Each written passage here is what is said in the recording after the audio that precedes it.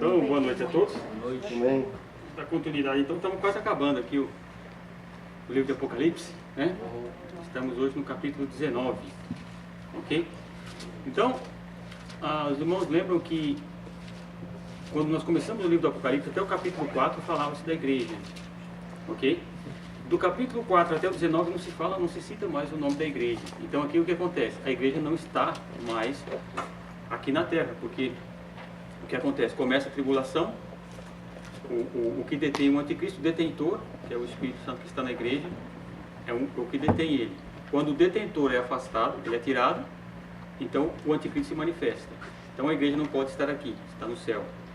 Aqui no capítulo 19, volta, nós vamos ver algo aqui agora, que só aqui volta a se falar novamente do ministério da igreja. Então lá, nós vimos, até o capítulo 19 aqui, nós vimos o ministério de Israel, nos 144 mil, ok? Que estiveram pregando ali, as duas testemunhas que Deus vai levantar na época da tribulação, né? Que depois serão mortas, e nós vimos que não é Moisés e nem Elias, né? Como alguns pensam.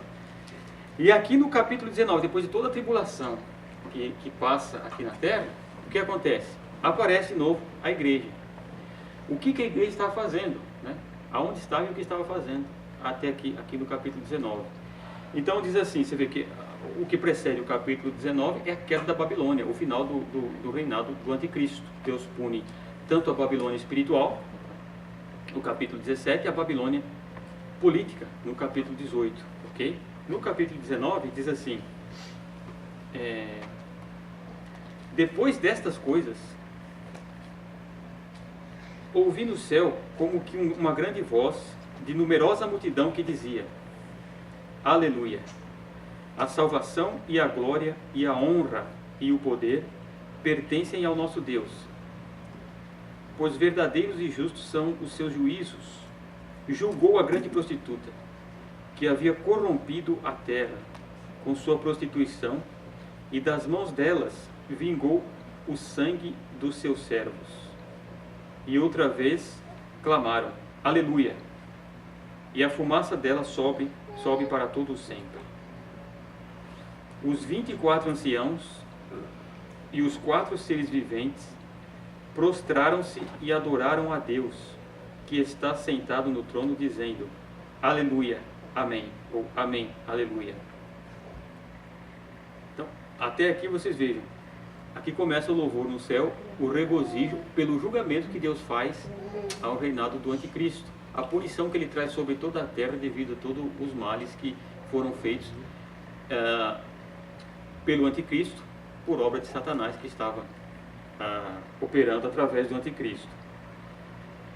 E nós vemos aqui uma outra coisa interessante, que lá no começo, quando João tem a visão, e ele vê os céus, ele vê os 24 anciãos, ele vê os 4 seres viventes, ele vê todas essas coisas, voltam aqui novamente, adorando a Deus e glorificando a Deus por causa do julgamento que Deus faz, a ira de Deus que desce para julgar a Babilônia e todos aqueles que receberam a marca do anticristo, né?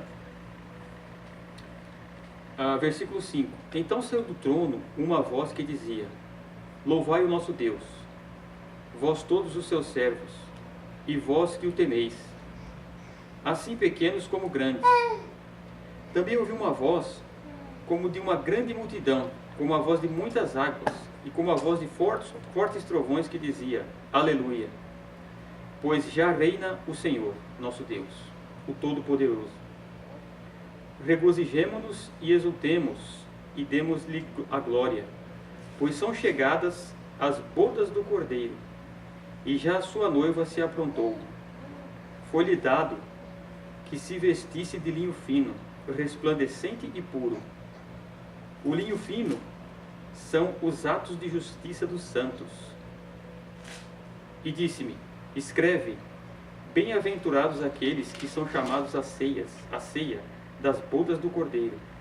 E disse-me ainda: Estas são as verdadeiras palavras de Deus. Então me lancei aos seus pés para adorá-lo. Mas ele me disse: Olha, não faça isso. Sou conservo teu e de teus irmãos, que têm o testemunho de Jesus. Adora a Deus, pois o testemunho de Jesus é o espírito da profecia. Amém. Então aqui ele diz onde estava a igreja. Então quando começa o louvor no céu, ele diz assim, essa grande voz de grande multidão diz: pois já reina o Senhor nosso Deus poderoso, regozijemos e exultemos e demos-lhe glória, pois são chegadas as bodas do Cordeiro, e já sua noiva se aprontou, e foi-lhe dez que se vestisse de linho fino. Então no momento em que a igreja está nos céus, ela está com Cristo, vem então as bodas, o casamento de Cristo e a igreja. Quando Paulo fala a respeito do casamento, do mistério do casamento, ele fala, isso é um grande mistério, mas eu me refiro a Cristo e a igreja. Ou seja, assim como Deus, quando ele cria o homem e a mulher, e depois ele diz assim, deixará o homem seu pai e sua mãe, unir-se-á sua esposa, e os dois serão uma só carne. O apóstolo Paulo diz, quando ele faz uma advertência, ali na carta aos Coríntios, que ele diz assim, aquele que se une a uma prostituta, se faz um com ela, faz uma carne com ela, ok? Então, a pessoa que se une com uma mulher, se faz uma só carne com ela. Aí fala, aquele que se une com Cristo, se faz um só espírito com Ele. Então, quando nós nos unimos com Cristo, quando nós somos salvos por Ele, nós fazemos um. Por isso que se diz, Cristo é a cabeça, e nós somos o corpo. Por isso, quando o apóstolo Paulo perseguia a igreja, e Cristo o derrubou por terra, ele disse para Paulo, né? Saulo, Saulo, por que me persegues? Ele disse, por que persegue a minha igreja? Porque você me persegue, porque nós somos o corpo de Cristo aqui na terra. Então, aquele negócio. Quem persegue a nós, não está perseguindo a nós, está perseguindo a Cristo. Então, todo ato contra a igreja de Cristo é o ato contra Cristo. Quando eu falo mal de um irmão meu, eu estou falando mal de Cristo. Olha que coisa interessante, não é? Então, nós que somos igreja, né, somos o corpo de Cristo aqui na terra. Por isso ele disse, você está me perseguindo. E aqui então, quando aqui no Apocalipse fala, alegrai-vos, porque é chegado o quê? As bodas do Cordeiro, o grande dia do casamento entre Cristo e a igreja tirada da terra, passa os 7 anos do céu, da tribulação, e vem já a terra, né, como noiva do Cordeiro. É chegado o dia das bodas. Você veja que interessante, são 7 anos de tribulação, ok? A festa em Israel, as festas de bodas, de casamento, duravam 7 dias. Né? Então você veja que coisa interessante. Enquanto aqui na terra está tendo a tribulação, enquanto as pessoas aqui na terra estão passando por todas aquelas dificuldades, a igreja no céu está celebrando o casamento com Cristo, é a festa das bodas do Cordeiro. Então você veja que Israel era assim, né? Você vê que Jesus estava naquela festa onde ele transformava água em vinho, e no final da festa, né, o vinho estava acabando, tinha acabado. Então veio Maria, mãe de Jesus, e disse, olha, já não tem vinho. E então, por quê? Porque duravam vários dias, 7 dias de festa. Assim aqui é a mesma coisa, 7 anos a igreja no céu celebrando as bodas. Tem um ritual no período de noivado na tradição judaica, não tem? Tem. Eu vi alguma coisa, não me lembro agora os detalhes, porque eu não vou comentar. Mas tem que, parece que em frente à casa da noiva tem alguma identificação, aí depois quando tira aquilo é porque é o período que o noivo está preparando para levar a noiva. Eu vi alguma coisa, não me lembro esse detalhe agora, mas... Por isso que fala que Maria estava desposada com José, você entendeu? Porque ela estava preparada. Ele está se preparando para aprontar um local, tipo a casa onde vai morar, onde vai preparar a chegada da noiva. Da noiva. Ele vai lá, constrói a casa, faz a casa, tal, prepara tudo para a chegada da noiva. Por isso que Cristo disse assim, na casa do meu Pai há muitas moradas, e eu vou preparar-vos um lugar. O que é tudo isso? É o casamento da igreja. Jesus disse para os discípulos, eu vou preparar um lugar para vocês. Quer dizer, ele é o noivo e nós, igreja, somos a noiva. Então ele vai preparar a casa para as bodas, quando chegar, nós nos casarmos. Então, o que acontece? Por que a Jerusalém Celeste é lugar da igreja só? Só a igreja entra lá. Porque Jesus foi preparar o quê? Foi preparar casa, morada para quem? Para nós, para sua noiva. Mas aí nesse texto já não é afirmação que ele diz, porque na casa do meu pai há muitas moradas. Se assim não fosse, eu não vou ter dito. Né? Se não fosse desse jeito, eu não tinha dito para vocês. E eu vou preparar para vocês a casa, né? Quer dizer, há muitas moradas, eu vou lá arrumar ela. Quer dizer, já Preparar, existe. já existe. Ele, tá dizendo, ele já faz a afirmação que existe. Vou adornar, preparar a festa para as bodas. É como se fosse assim, vou preparar o salgadinho para o casamento, né? Vou enfeitar a casa, as coxinhas, né? Então ele foi nos preparar lugar. E você veja que Cristo, quando ele está para ser crucificado, ele diz assim, na última ceia, ele faz a ceia com os discípulos, ele parte o pão, ele dá o vinho, ele diz assim, já não mais beberei do fruto da vide até o dia que eu beberei de novo. Por isso a No reino do meu importância Pai. Da ceia aqui. da ceia. Da ceia aqui. Já pensou se desde aquela época ninguém nunca mais tivesse feito o que ele ordenou? Com memorial. Hoje o mundo não sabia mais dessa... Não sabia mais o que é. O que é a ceia do O que é a Senhor, ceia. o que é essa preparação para a vinda. Então você imagina, quando as profecias lá do Antigo Testamento, que Deus diz assim, farei um festim de vinhos velhos e carnes gordas. Isso é a ceia do Cordeiro. Bom, se formos analisar por tempo, o vinho já está envelhecendo há 2000 anos. Quer dizer, o vinho velho é bem melhor do que o novo.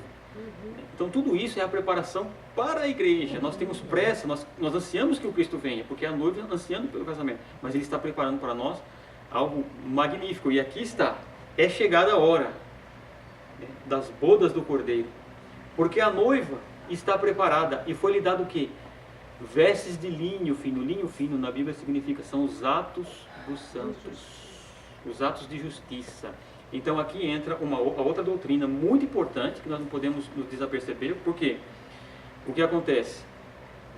Os atos de justiça não nos salvam, ok? Nós não somos salvos por obra nenhuma, por ato de justiça nenhum. O que nos salva é somente a graça e a misericórdia de Cristo. Nós somos salvos por fé na graça e na misericórdia de Cristo. Os atos de justiça não nos salvam, porque há ímpios que fazem atos de justiça, há ímpios que morrem pela pátria, há ímpios que morrem pelo outro, não é? Mas esses atos não nos salvam, porque todos nós somos pecadores. Nós só entramos diante de Cristo, diante de Deus, se for sem pecado. Sem pecado ninguém é. Então tem que entrar alguém sem pecado, que pagou o pecado por nós, que é Cristo, para nós entrarmos diante de Deus. Agora, os atos de justiça são o quê? É o adorno da noiva, é o nosso galardão que nós receberemos diante de Deus. Ok? Então, os atos de justiça são isso. São as vestes de linho fino, que é o vestido da noiva, né? Da igreja. São os atos de justiça da igreja que a enfeitam e que lhe dá o galardão. São as pedras que vão no vestido da noiva. É aquilo que o Senhor irá nos recompensar pelo ato de cada um. Aí a recompensa é pelo ato de justiça. Não a salvação, é a recompensa. A nossa posição no reino de Deus. E esses atos de justiça que fazemos, só fazemos por Cristo, não por nossa própria força. Porque o próprio Jesus disse assim, sem mim, nada podeis fazer. E quando ele diz nada, é nada mesmo. Eu não posso dar um copo d'água para uma pessoa que está com sede, se não for por Cristo. Nós não podemos fazer, é só por Ele. Porque o Cristo, sendo o verbo divino, Ele criou o universo. Tudo foi feito por Ele, e sem Ele nada do que foi feito se fez. Tanto atos de justiça, como coisas criadas, como tudo foi criado por Ele. Sem Ele nada do que foi feito se fez. Então esses atos de justiça nós fazemos pelo Espírito Santo, por causa de Cristo. Então é isso que adorna aqui as noivas. Então o Senhor vem, né, com a noiva, e o céu se alegra e diz, é chegada as bodas. Mas depois do julgamento do anticristo e depois da ira de Deus vir sobre a terra e julgar os ímpios. Ok? E aí João fala que depois que ele viu tudo isso, ele se lança ao pé dos anjos para adorá-lo. E o anjo diz, não faça isso. Eu sou um servo igual você. Né? E seus conservos. Porque quando nós voltarmos para o reino de Cristo, nós estaremos fazendo o trabalho que os anjos fazem hoje. É por isso que Jesus diz, os céus serão todos como anjos. Nem se casam, graças a Deus, nem se dão em casamento. Né? Então, bendito seja Deus, né? Versículo 11. Mas aí o detalhe, vai lembrar? Vai. Aí que vai dar mais glória a Deus ainda. Lá na terra, a gente era parceiro. Esposa e tal. Graças a Deus aqui não tem mais disso, né? Como diz, o combinado é só até que a morte separe, né? Ok? Versículo 11. Viu o céu aberto e apareceu um cavalo branco. O seu cavaleiro chama-se fiel e verdadeiro, e julga e peleja com justiça. Lembra do cavalo branco? Os 4 cavaleiros? Lembra do cavalo branco? Como é que ele apareceu? Lá no começo do Apocalipse, capítulo 1. Foi outra aula. Mas esse é o anticristo, não é o primeiro? É, porque ele aparece como? Vamos voltar lá para a gente ver. Apocalipse, capítulo 6. Apocalipse capítulo 6, olha só. Você vê que aqui no capítulo 19, no versículo 11, diz: viu o céu aberto e apareceu um cavalo branco. O seu cavaleiro chama-se fiel e verdadeiro, e julga e peleja com justiça. Veja aqui no capítulo 6, que é aqui quando estava abrindo os selos, né? Vi quando o cordeiro abriu um dos 7 selos, e ouvi um dos 4 seres viventes dizer como se fosse voz de trovão: vem. Olhei e vi um cavalo branco. O seu cavaleiro tinha um arco e foi-lhe dada uma coroa, e ele saiu vencendo e para vencer. Você vê que aqui é um arco sem flecha, ou seja, a astúcia do anticristo de tomar o poder por astúcia, sem guerra. Depois ele vai fazer guerra, mas ele toma o reino trazendo uma falsa paz, né? Então, e foi-lhe dado uma coroa e ele saiu vencendo para vencer. Aqui diz o seguinte: eu vi o céu aberto e um cavalo branco, e o seu cavaleiro dá o nome, chama-se fiel e verdadeiro, e julga e peleja com justiça. Aqui é o Cristo. Você vê que o anticristo e o demônio sempre é a imitação, o Satanás sempre faz a imitação daquilo que é de Deus. Lembra que nós falamos da Torre de Babel? Os tijolos foram usados no lugar de pedra, e o piche no lugar da cal, a imitação do verdadeiro. Foi onde começou os mistérios babilônicos, quando nós vemos o julgamento da Babilônia, né? Foi onde começou os mistérios de Babilônia com Tamos, né? A esposa de Nimrod. Então o que acontece? A Satanás é a imitação. O verdadeiro aqui, por isso que ele diz: seu nome é verdadeiro e fiel. E ele julga e peleja com justiça. Versículo 12. Os seus olhos eram como chama de fogo, e sobre a sua cabeça havia muitos diademas, ou coroas. Ele tinha um nome escrito que ninguém sabia senão ele mesmo. Estava vestido com um manto salpicado de sangue, e o nome pelo qual se chama é o Verbo de Deus, Jesus Cristo. No princípio era o Verbo estava com Deus e o Verbo era Deus. É o Cristo, é a volta do Cristo aqui. Seguiam-no os exércitos que estão no céu em cavalos brancos e vestidos de linho fino, branco e puro. Então os anjos e a igreja voltam com Cristo na sua vinda. Da sua boca saía uma espada afiada para ferir com ela as nações. Ele as regerá com vara de ferro. Ele mesmo é o que pisa o lagar do vinho, do furor e da ira do Deus Todo-Poderoso. No manto sobre a sua coxa tem escrito o nome Rei dos Reis e Senhor dos Senhores. Então vi um anjo em pé no sol, o qual clamou com grande voz a todas as aves que voavam pelo meio do céu: vinde e ajuntai-vos para a ceia do grande Deus, para comerdes carnes de reis, carnes de poderosos, carnes de cavalos e seus cavaleiros, carnes de todos os homens, livres e escravos, pequenos e grandes. E vi a besta e os reis da terra e os seus exércitos reunidos para guerrearem contra aquele que estava montado no cavalo e o seu exército. E a besta foi presa, e com ela o falso profeta, e diante dela fizeram os sinais com que enganou os que receberam o sinal da besta e os que adoraram a sua imagem. Estes dois foram lançados vivos no lago de fogo que arde com enxofre. Os demais mortos pela espada que saía da boca do cavaleiro, e todas as aves se fartaram de suas carnes. Então isso aqui é o combate do Armagedon, ok? Quando todos os exércitos se reúnem para guerrear contra o Cordeiro. Lá no Monte Tabor. Lá no Monte Tabor. Lá no Vamos lá para o livro de Zacarias, para a gente entender isso aqui melhor. O profeta Zacarias havia profetizado sobre isso. Nós vamos ler o capítulo 12 e depois o capítulo 14 também.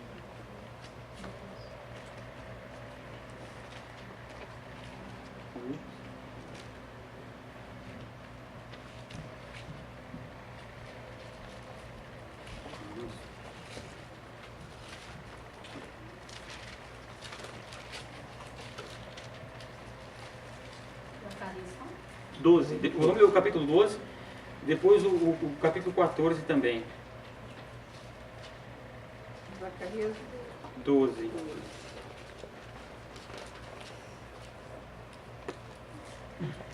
Então veja só, o capítulo 12 diz assim: é esta a palavra do Senhor acerca de Israel.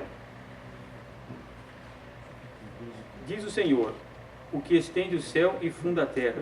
O quê? Capítulo 12, versículo 1, né? Esta é a palavra do Senhor acerca de Israel. Diz o Senhor, o que estende o céu, funda a terra e forma o espírito do homem dentro dele. Porém a Jerusalém como um copo de atordoamento para todos os povos em redor, e também para Judá, durante o cerco contra Jerusalém. Naquele dia farei de Jerusalém uma pedra pesada para todos os povos. Todos os que a ergueram certamente serão feridos, e ajuntar-se-ão contra ela todas as nações da terra. Naquele dia, diz o Senhor, ferirei de pânico a todos os cavalos e de loucura os cavaleiros. Sobre a casa de Judá abrirei os meus olhos e ferirei de cegueira a todos os cavalos dos povos. Então os chefes de Judá dirão no seu coração: a minha força são os habitantes de Jerusalém e o Senhor dos exércitos. Naquele dia, porei os chefes de Judá como uma brasa ardente debaixo da lenha, e como um facho entre gavelas. A direita e a esquerda consumirão a todos os povos em redor, e Jerusalém será habitada outra vez no seu próprio lugar, mesmo em Jerusalém. Agora vamos para o capítulo 14. Olha o que diz aí. Vem o dia do Senhor. Então, o dia do Senhor não é propriamente simplesmente um dia, ele é um período. O que começa com o anticristo, Deus ferindo a terra, Deus trazendo juízo, e culmina no Armagedão e depois no grande trono branco, que é a última, que lá não haverá batalha, né? Nós vamos ver lá para frente. Então diz assim: vem o dia do Senhor, no qual os teus despojos se repartirão no meio de ti. Eu ajuntarei todas as nações para a peleja contra Jerusalém. Então o próprio Deus vai juntar todas essas nações para ir guerrear contra Jerusalém. A cidade será tomada, as casas serão saqueadas e as mulheres forçadas. Esse é o período em que o anticristo está fazendo a sua investida contra Jerusalém. Isso durarão dias. Lembra que nós vimos aqui naquele mapinha que eu trouxe, onde começa, né, o Vale do Meguido e vai se estendendo por toda a Palestina a guerra, né? Que a palavra no grego não é uma batalha, é uma empreitada de batalha. Uma campanha. É uma campanha de guerra, okay, que começa e vai indo. Então isso vai durar um tempo. Enquanto isso, eles vão invadindo as casas, vão forçando as mulheres, vão fazer coisas terríveis. E o que diz assim: metade da cidade irá para o exílio, mas o restante do povo não será expulso da cidade. Então o Senhor sairá e pelejará contra as nações como pelejou no dia da batalha. Naquele dia estarão os seus pés sobre o monte das oliveiras. Entendeu? Que vai fender, né? Fender no meio. Olha só. Que está de frente de Jerusalém para o oriente. O monte das oliveiras será fendido pelo meio, para o oriente e para o ocidente. E haverá um vale muito grande. Metade do monte se apartará para o norte e a outra metade para o sul. Fugireis pelo vale dos meus montes, porque o vale dos montes chegará até Azel, e fugireis assim como fugistes do terremoto dos dias de Uzias, rei de Judá. Então virá o Senhor, meu Deus, e todos os santos com ele. Aqui é a igreja. Naquele dia não haverá luz, nem frio, nem geada. Será um dia singular, conhecido do Senhor. Não será nem dia nem noite.